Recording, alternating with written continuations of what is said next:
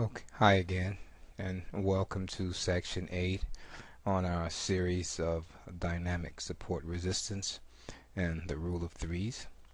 Okay, we left off Section 7 talking about how the shadows are also a level of support and resistance, and we stopped at this news bar here and established our dynamic support level right at the low of this bar. And when we look to our right here and see what transpired afterwards, we came up and price did actually respect this new support. Well, now it's resistance on the way back up because we closed below it with this bar. So on the way back up, X support now becomes current resistance. And when we look here at the close of this bar, we see that we have a break-in. We have a break-in because we have a close now back above the prior resistance, because it was support here, we close below it, so now it becomes resistance at this point. And now we come back up to resistance, we close above it, so now it turns back into support. But now what happens on this break-in? We go to our volume. Look what happened. We had lower volume. Lower volume here on that break-in. Break-ins are the same as breakouts. If we have a break-in, we want to see a break-in on higher volume, the same as we want to see higher volume on a breakout. So on this particular break-in, and it's also a pivot, and it also closed above the red bar, which would turn this red bar into footstep support.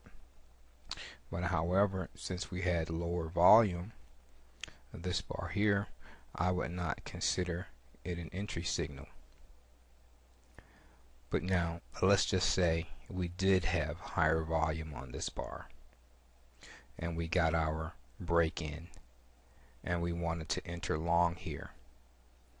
Okay, we would want to enter long right here at support because this line is now support. Okay, so we would want to enter on a pullback. We wouldn't want to necessarily wait for a pullback to the pivot point, and this is why many times you see that price will not pull back to the pivot point and will just keep going. Well, when we start putting our rules together here, once again we're going to assume that this bar had higher volume instead of lower volume.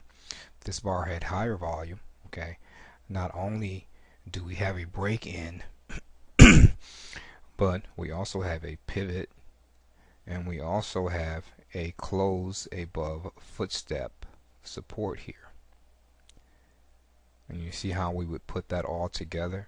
And I know many of my students, you want to just use one concept as a standalone, and then you wonder why, and then you'll tell me, well Jerry, this didn't work.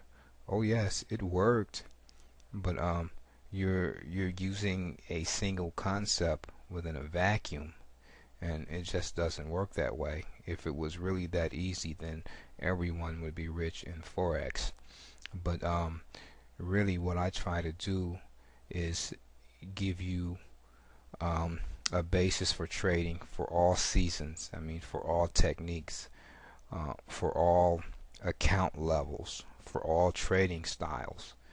And when you start putting these together, you can put them together to fit your own individual trading style that will fit your own lifestyle and your own risk tolerance.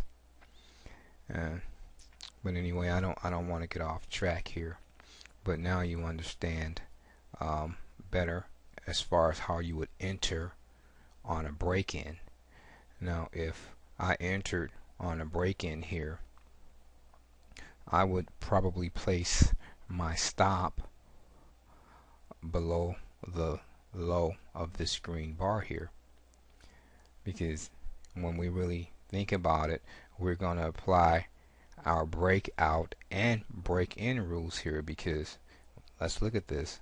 We not only have a break in, okay, but if we were actually using our dynamic support and resistance, because after this bar closed here, this next bar is a green bar, okay, and this line can actually move to the high here as far as when we're talking about dynamic support and resistance, okay. But once again, we're going to keep it here because, and I'll say this in case there's some confusion, swing support and swing resistance, if there's an ambiguity, swing support is stronger than dynamic support and resistance.